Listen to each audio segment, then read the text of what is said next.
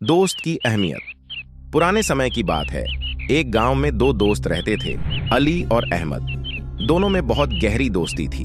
वे हर समय साथ रहते थे, चाहे खुशी हो या गम। गांव के लोग उनकी दोस्ती की मिसाल देते थे। एक दिन दोनों ने मिलकर तय किया कि वे सफर पर जाएंगे और नए नए जगहों की सैर करेंगे। वे दोनों सफर पर निकल पड़े और चलते चलते एक जंगल में पहुंच गए। जंगल घना था और रास्ता कठिन। चलते चलते उन्हें जोर से प्यास लगी, लेकिन आसपास पानी का कोई स्रोत नहीं था। अहमद को गुस्सा आ गया और वह अली से कहने लगा, यह सब तेरी वजह से हो रहा है। अगर तूने जोर नहीं दिया होता तो हम यहां नहीं होते।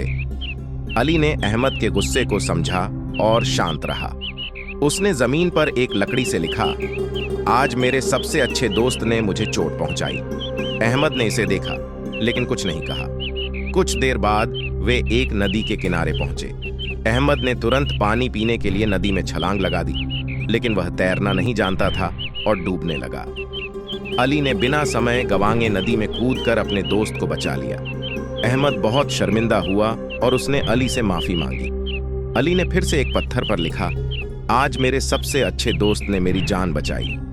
अहमद ने हैरानी से पूछा, जब मैंने तुझे चोट पहुंचाई थी तो तूने उसे मिट्टी पर लिखा, और जब मैंने तेरी जान बचाई तो पत्थर पर। ऐसा क्यों?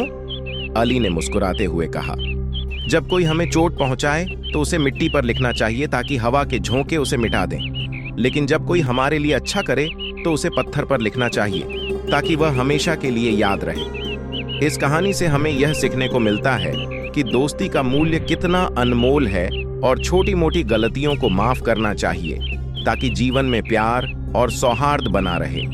यह कहानी दोस्ती की अहमियत और माफ करने की ताकत के बारे में है। उम्मीद है यह कहानी आपको पसंद आई होगी।